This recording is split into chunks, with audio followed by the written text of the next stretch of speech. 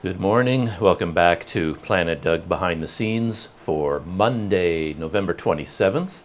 And if I look a little bit different right now, there's two reasons for that. One is the lighting is different, and that is because today I'm moving from Port Dickson to Kuala Lumpur. So I spent a good chunk of yesterday packing up.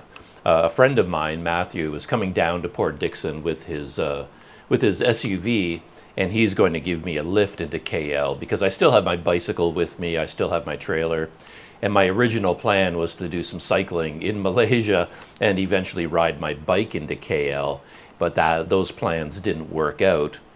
So I'm sort of skipping ahead a little bit, and I was looking at the roads again, trying to find some way of riding a bicycle into Kuala Lumpur that is not tortuous, that is not like incredibly dangerous or impossible, because most of KL, the highway system, the road system, most of it, the vast majority of it, consists of express highways and toll roads.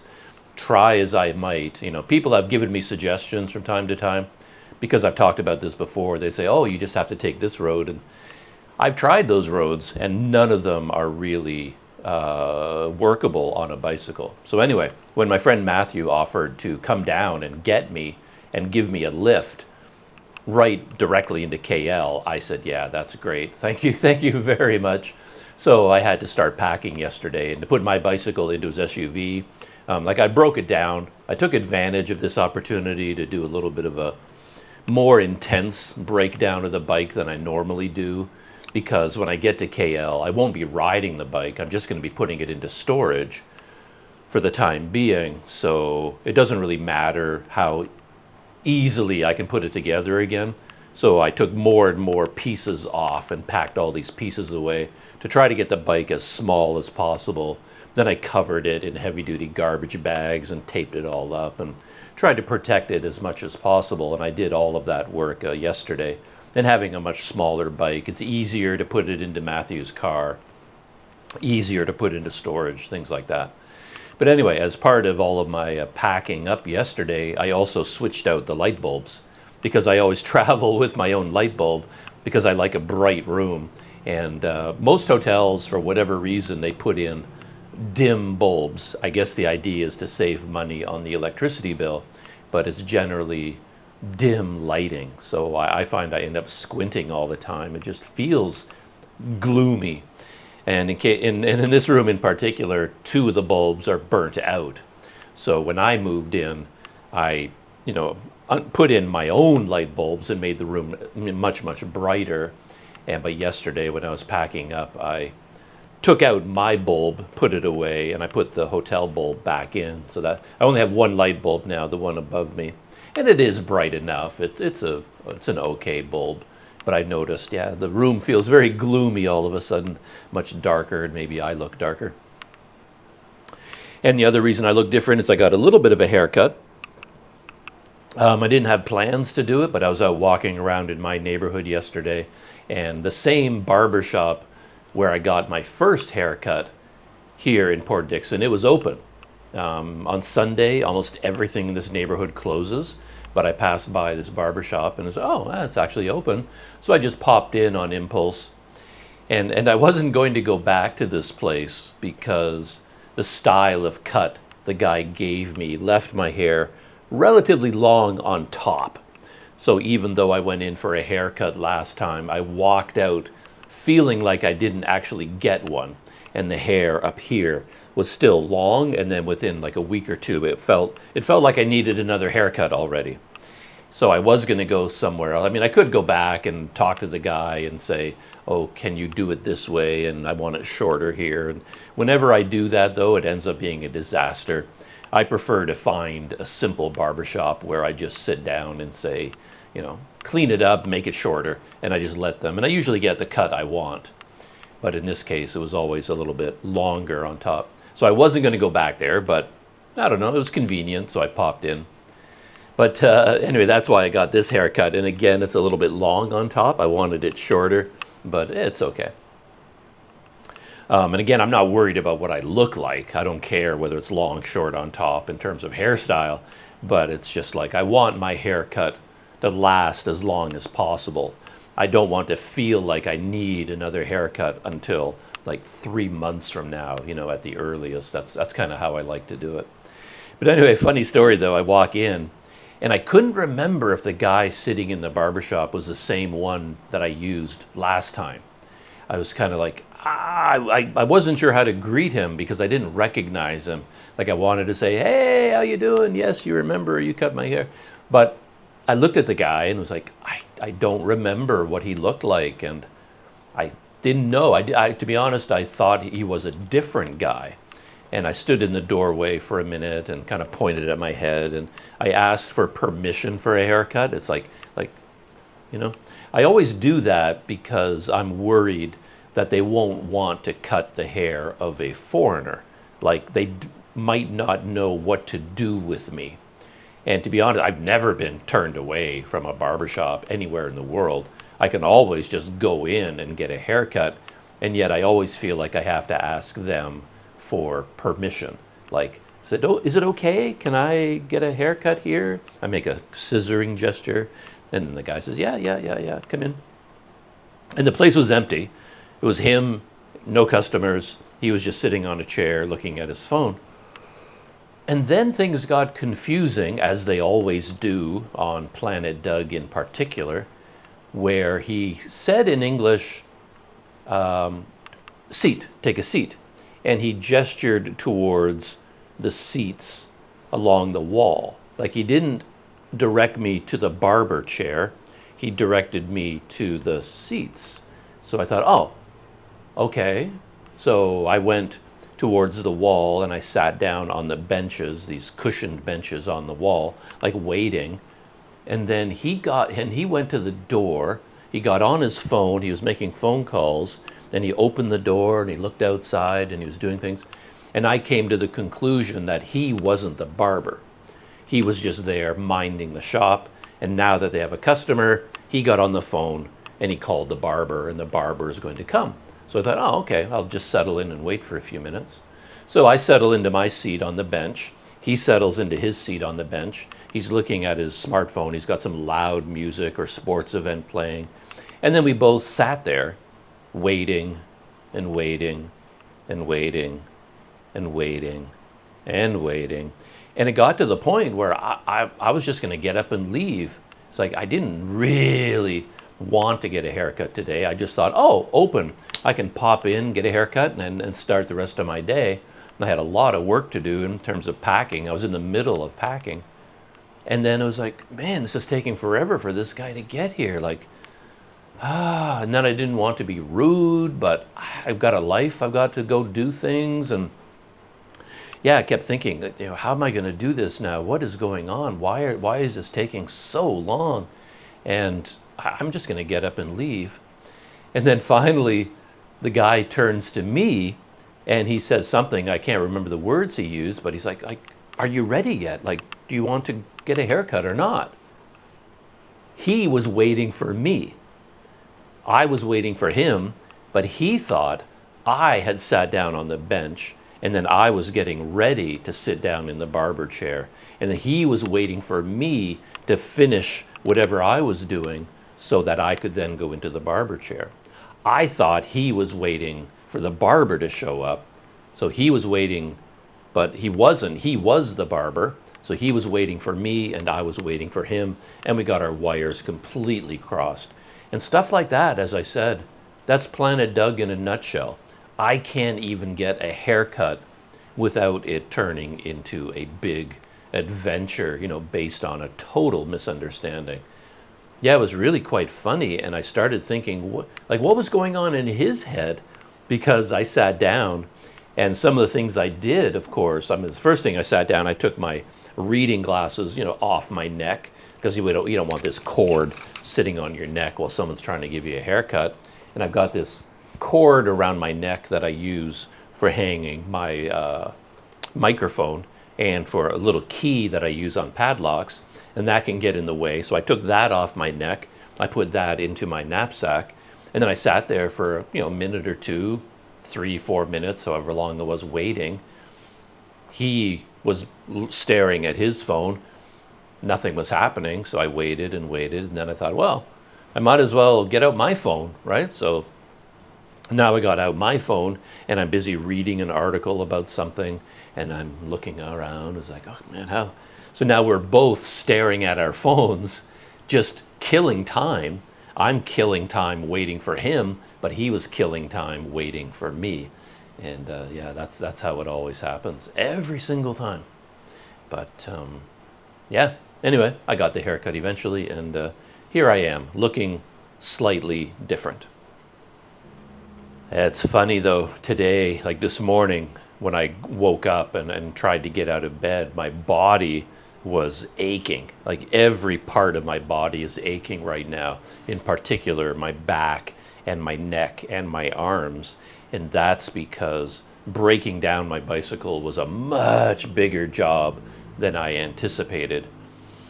And that, you know, again, there's multiple reasons for that. One is, as I said, I wanted to break down my bike into as small a unit as possible. So in other situations, I'd leave it pretty much assembled. All I do is remove the wheels, and I put the wheels separately, and that's pretty much all you need to do to carry the bike around or throw it on a bus or, you know, put it in a car. You remove the wheels, and that's it. But in this case, I know that when my bike is quite a big one in terms of the frame and the pannier racks and the fenders and the handlebars, you leave everything the way it is. It's a kind of a big, awkward thing, and you have to fight to get it inside even an SUV. So I thought, just to make my life easier, I'll remove a lot more. I removed the wheels, but then I removed the pannier racks, the front and the rear, and I removed both fenders, the front and the rear fender, and I put the wheels and the fender and the pannier racks in another bag, a big bag that I have to protect the wheels, and then that left the bike kind of bare. But then I took it several steps further, where I wanted to remove all of the special handles that I have on the handlebar, because they kind of stick out in all kinds of directions. I was going to take those off, and I took them all off on one side, but then I went to the other side, and one of the bolts wouldn't come out, just like it was rusted into place. And I'm normally pretty good about this. I routinely take bolts out, and then I grease them and put them back in, just to prevent this from happening. But somehow this bolt, I could not get it out. So there I am with my Allen wrench. I'm on this one bolt. And you know how that is. I don't think it happens much anymore, but like in my youth, it was very common for people to have, young people to have their own cars, but they would be like old beat up Toyota Corollas that they inherited from their older brother, or it's like an old family car that they inherited. And it's like an old, 15, 20-year-old car. Everything's rusted, and you can't afford to bring it to a mechanic. So you end up doing a lot of the work on the engine, on the car yourself. That's the world I grew up in. And I remember how many times in my life I'd be trying to do something, fix something on the car, and I had the Toyota manual. Back in those days, you could buy these big, heavy manuals with all of the maintenance and repair instructions for your model of car. I had all my own tools in the trunk. And then you look at it, you want to replace something, and it always starts the same way. The instructions: remove the 3 mounting bolts. And it's always at that stage that it breaks down. Like, remove the 3 mounting bolts holding that thing in place. And that's supposed to be the easiest thing to do, but that was always the hardest, because the bolts would be rusted into place. And with household tools, there's no way you're going to get those bolts out of there, and it turns into a massive job, where you've got your ratchet set and your socket, and you can't get it free, so now you're heating it up and you're hammering on it to break it loose, and you're trying to squirt penetrating oil in there. You leave it sitting for a day, come back, heat it, hammer on it, try to get it out. It doesn't work.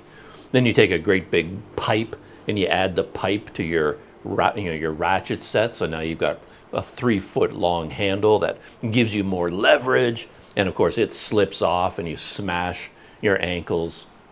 Not your ankles. You smash your knuckles against the car, against the ground. You tear up your hands. You're bleeding, covered in grease. And then you're using so much pressure. You're bending over and trying to get it out. And then, of course, you end up rounding the edges of the bolt so that you work so hard to get it out and it's stuck in position.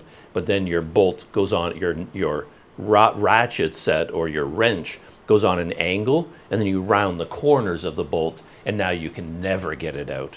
And of course, at a mechanic, they're just going to have impact wrenches, just like, they get it out of there. If they can't, they'll get out a torch and just melt it off, or they'll drill into it, insert something, and then use that to pull it out. They have the tools, but you just sitting in your hotel room or in your driveway at home, you don't have access to those tools. So that's what I was fighting with yesterday. There were 3 bolts I could not get loose.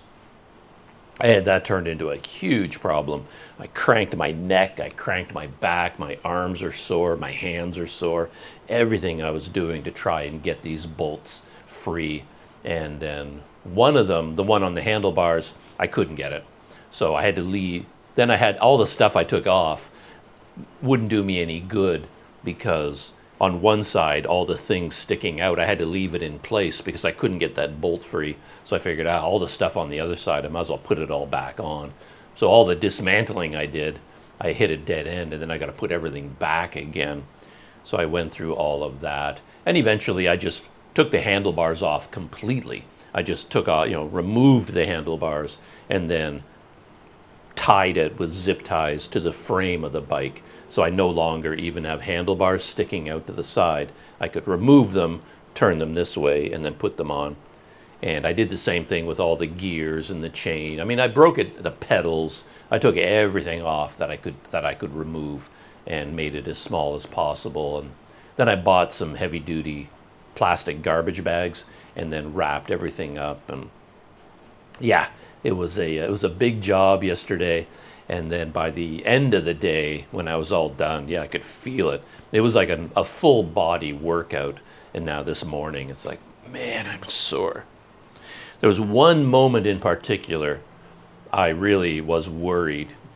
What was I doing? I was standing over the bike, and I was trying to get something free, and I couldn't get it free. And I put a lot of pressure on this Allen wrench that I was using.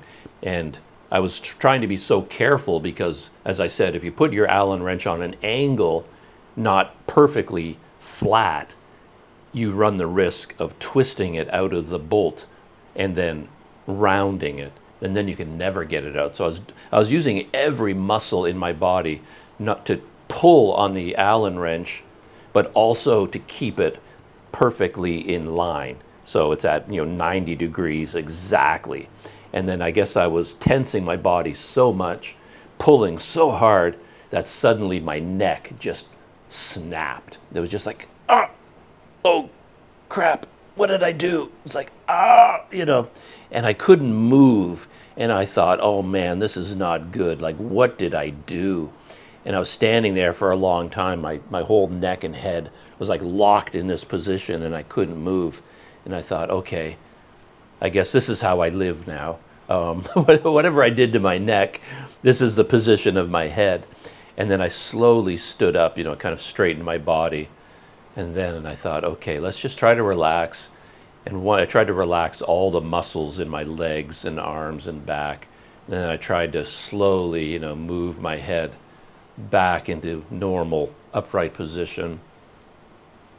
And I was just hoping that, okay, please don't let this be a problem. Like, let's let this be just a muscle spasm, and eventually it's going to let go.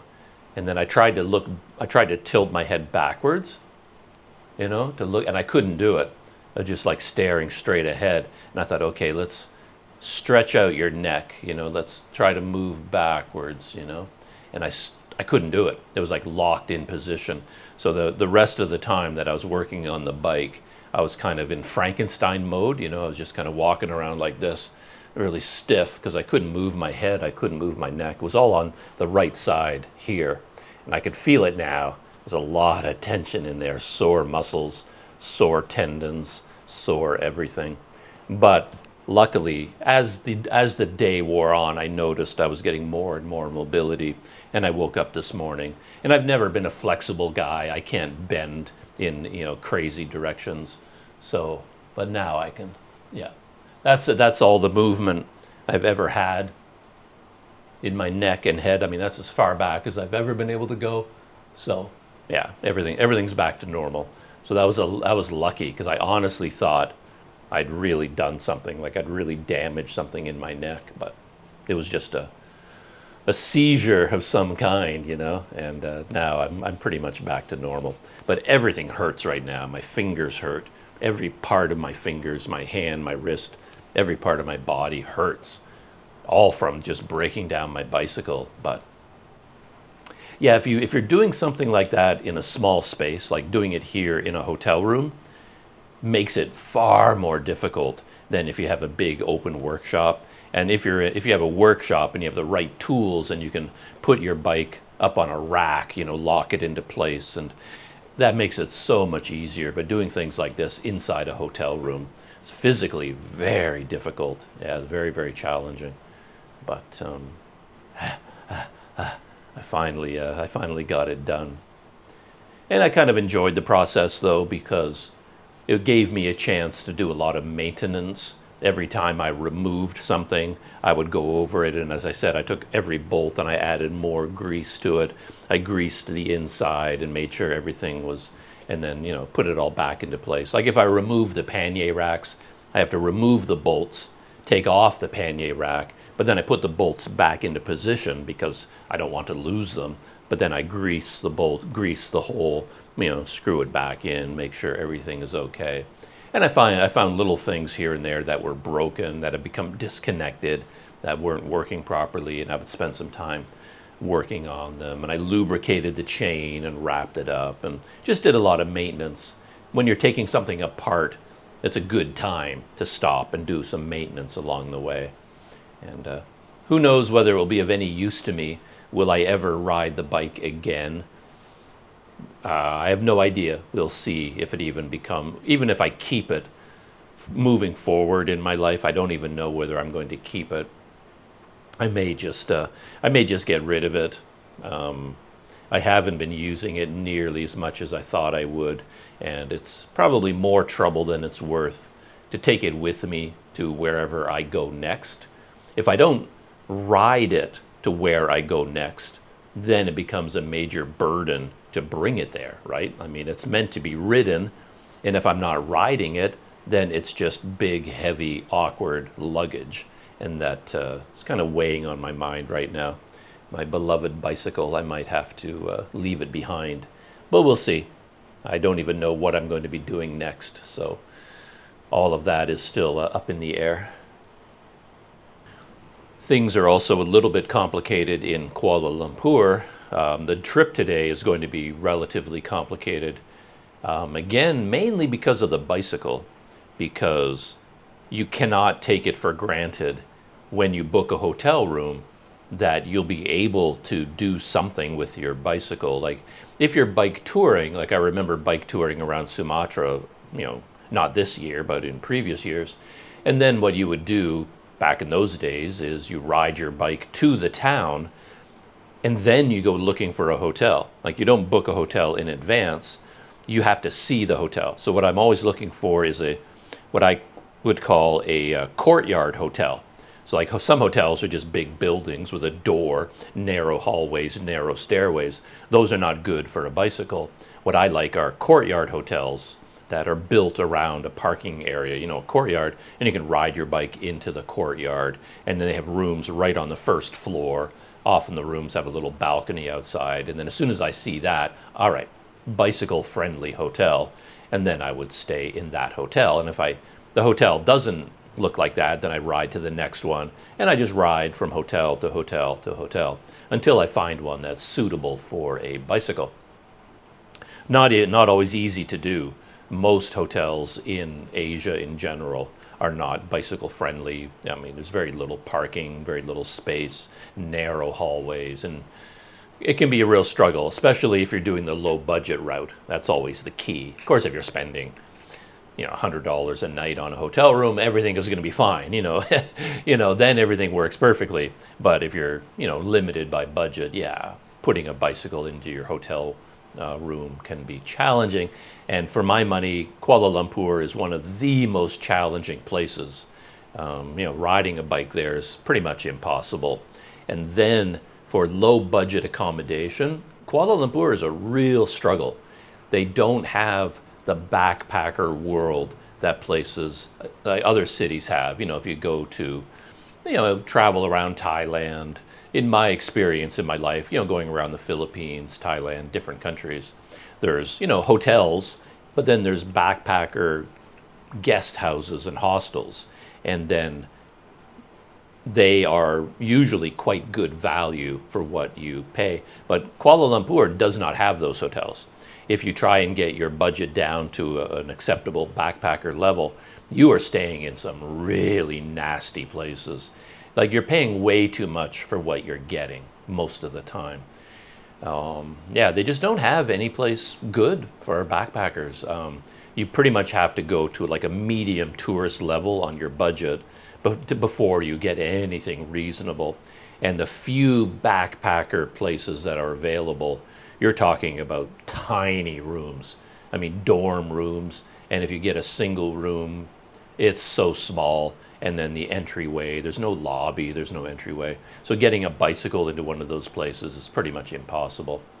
So I was trying to find a place in KL because I have a few things to do there. I want to spend a few days there. And I was trying to set up a hotel in advance. And I had certain ideas of where I wanted to go. My favorite hotel, like the best value budget in all of Kuala Lumpur, turns out they were full. I was trying to, I knew exactly where I wanted to stay, and I was making plans, and I eventually chose a date. Everything was arranged, and then I went to book the room, and I was like, I missed it. The hotel was fully booked. All the rooms were taken. And I thought, oh man. And that kind of ruined my whole plan for Kuala Lumpur. But even this hotel where I wanted to stay, the Good Value Hotel, as far as I know, it's the only good value hotel in all of Kuala Lumpur. It's small. The room is small, the hotel is small, and I don't know whether it would be even possible to put a bike anywhere. Like, you have to rely on the generosity of the hotel or the clerk's willingness to be helpful. You show up on a bicycle and they'll give you a room, but then you're like, is there a place where I can put my, have you got a room in the back? Have you got a rooftop? They have to work with you to an extent. Like, where can you lock up your bicycle? And quite often they're just like, no, like, what do you want from us? It's not our job to do that. So it can be really touch and go when you show up at a low budget guest house with a bicycle. And this place, I stayed there before, but without my bicycle, because my bike was still in Sumatra, so I didn't have to worry about it, so it worked out beautifully. But I had no real memory of what the hotel was like in terms of, is there a place where I could lock up the bike? And I couldn't remember. But anyway, I couldn't book this place anyway because the rooms were all reserved. I couldn't get a room. And that was so disappointing. And then there was another place I used to stay where they have a lot of room, and I knew having a bike there wouldn't be a problem. And I've been communicating with this hotel, but for whatever reason, I can't get a quote on a room rate. No matter how many times I contacted them, message after message after message, they would not tell me how much the room would cost. So then I'm kind of stuck.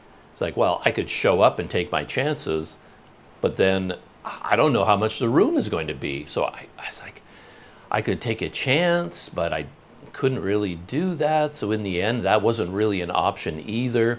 But then my Good Value Hotel, one of the single room that they have, which is like a very good value for what it costs, it suddenly became available, but later on. So the first 2 nights in KL, that hotel was booked. But after 2 nights, suddenly I could reserve a room for as long as I wanted.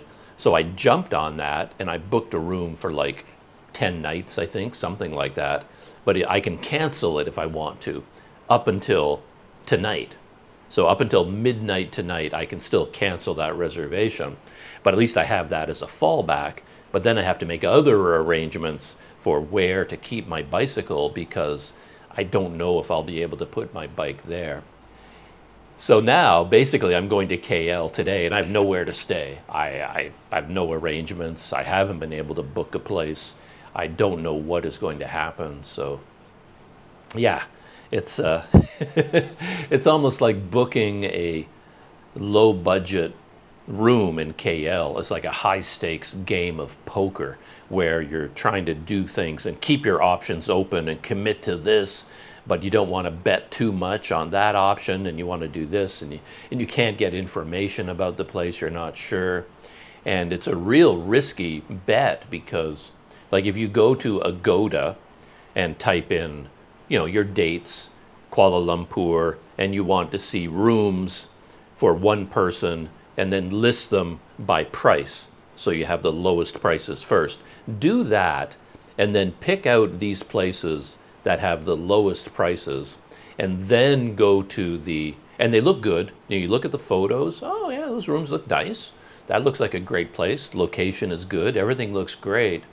But then if you go to Google Maps, click on that hotel and go to the reviews, man, oh man, they can be entertaining. The stories people tell about these places and just how awful they are for the price you pay. That's the key thing. I think people would be more than happy with the conditions of those hotels if they're paying an appropriate price. But the price they're asking, plus the tourism tax, plus the lack of customer service, and on and on and on, and then how dirty the rooms are, and how smelly they are, and how broken everything is, and how unfriendly the hotel clerks are. Put all that together, and it's just like a hellscape. I like reading these reviews. I find it kind of entertaining. I'll see one of these hotels that, wow, that's a good price, and look at the rooms, they look good. But then go to the reviews, and an hour later, I'm still reading the reviews of these hotels, because they can be so entertaining, the way people describe them. And then you get the responses, like the automated responsive. If it's like an Oyo branded hotel, they're the worst. You get an Oyo hotel, and then you just get this 500-word diatribe from some customer who just had the worst experience of their life, and they took photographs of everything they're talking about, the cockroaches and the ants and the stains and the cigarette butts and the broken everything and the air conditioner dripping on the bed and leaving big stains everywhere, mold growing. They got all the photographs, they got all the receipts, they got all the evidence, and just tearing this hotel apart. And then you get this long reply from Oyo, which obviously came from a computer, saying, oh, we are sorry that our hotel did not live up to your expectations. Customer satisfaction is important to us, and we appreciate your feedback, and in the future we will work as hard as we can to raise our standards and make sure that, just like this long flowery thing that means absolutely nothing because it came from the Oyo computer, right? That is always amusing to me. And I can see the person who wrote the negative review getting that canned automated response, just being driven to like higher levels of anger when they get that, computerized response that means nothing, where, their feedback has an effect, because I read the review and there's no way I'm going to that hotel. But it does surprise me. There's so many of these horrible hotels that are still in operation that never ever go out of business. Doesn't seem to hurt them in any way. All these comments about terrible customer service, dirty rooms, everything broken. It'll just be like that for the lifetime of the hotel. And they stay in business, and I assume they get lots of customers and turn a profit. So I don't know how they do it. You'd think terrible reviews like that would just put them out of business. Nobody would ever go to that hotel. But they always seem to get guests. But not me, if I can help it. Yeah, definitely not me. So anyway, that's the situation I'm in today. Matthew's going to come pick me up, and then I guess today things will fall into place as the day progresses. I'll figure things out. I'll get new information, and then I'll end up somewhere. Things will work out as the day goes along.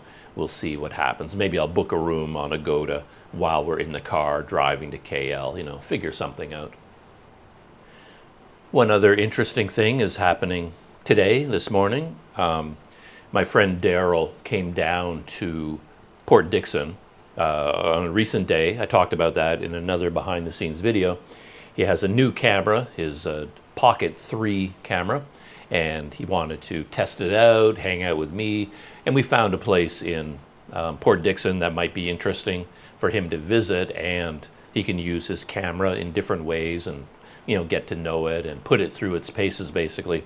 And we ended up going to the Army Museum.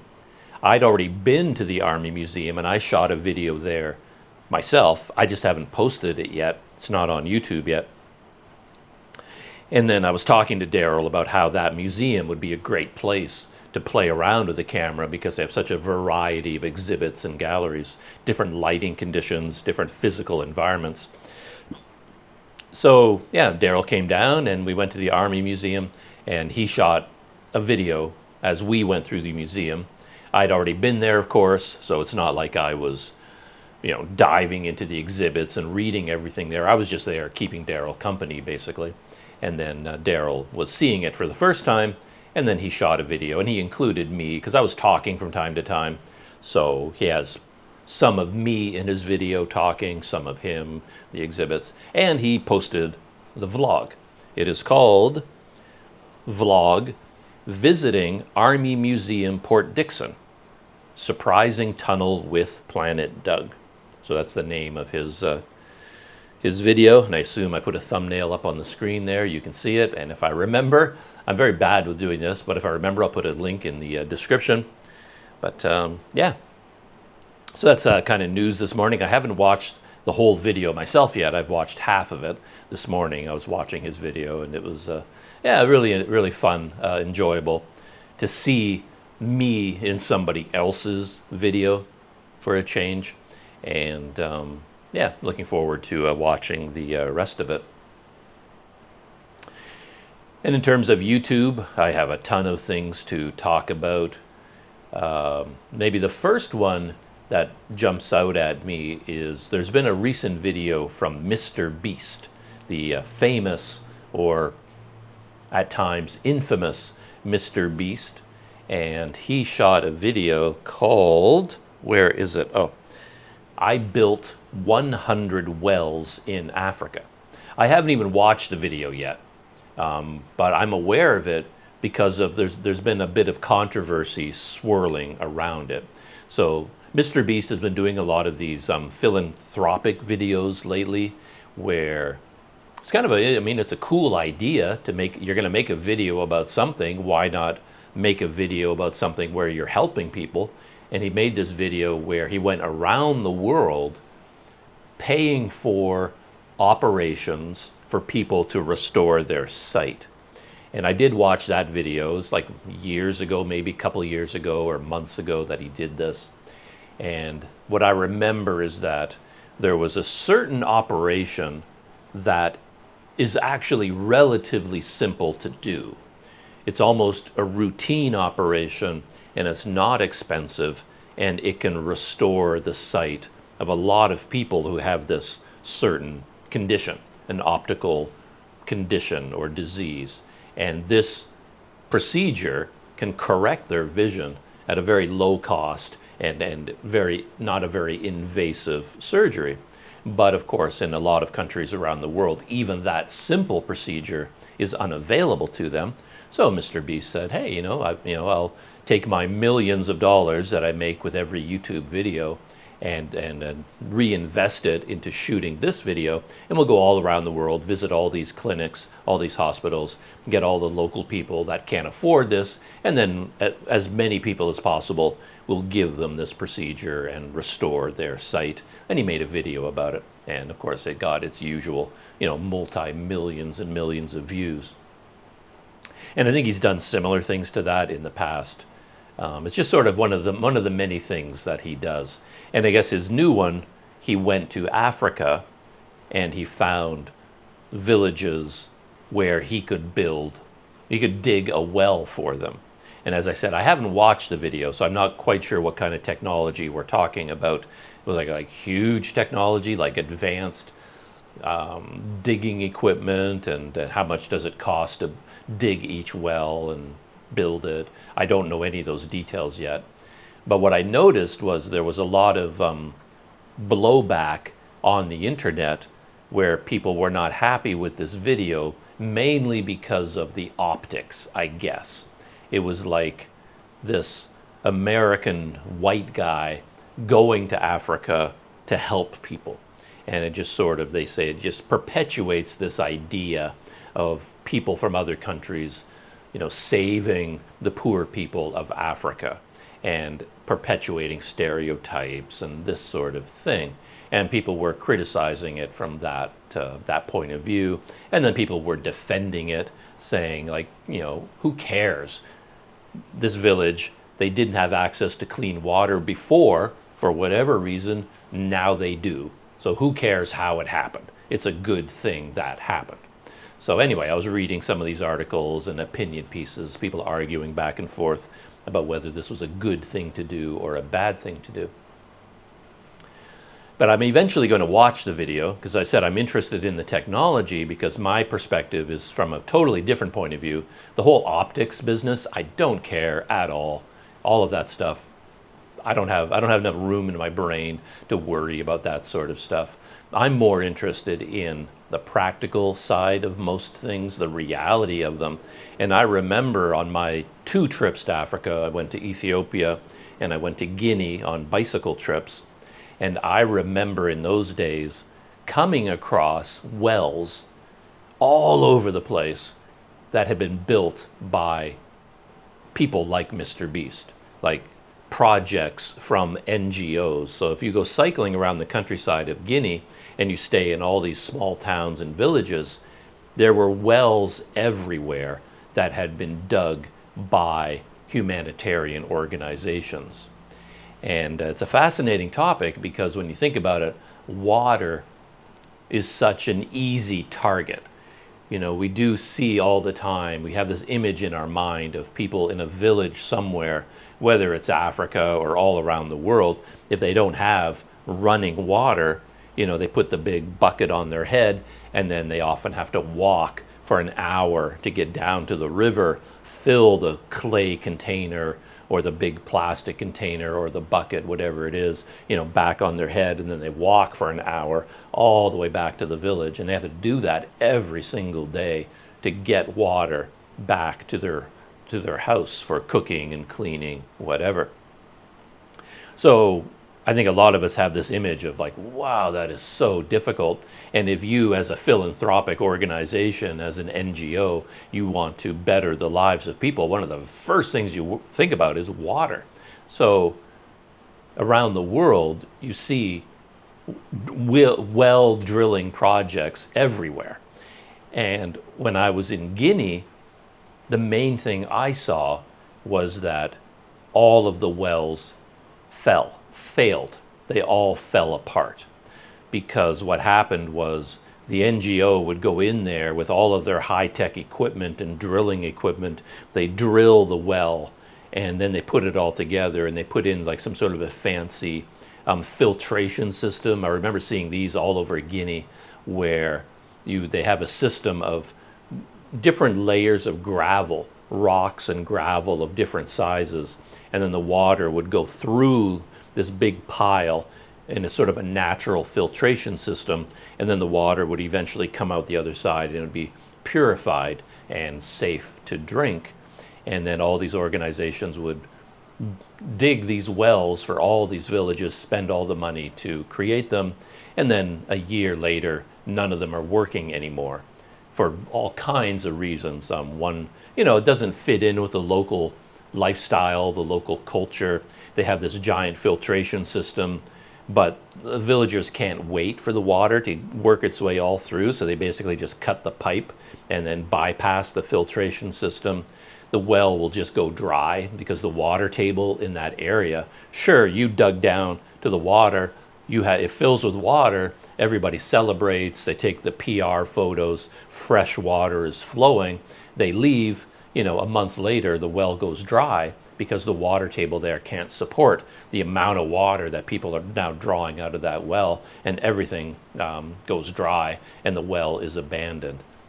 So I saw examples of these types of wells all over Africa that would be built by kind-hearted people or organizations, the UN, whoever it is.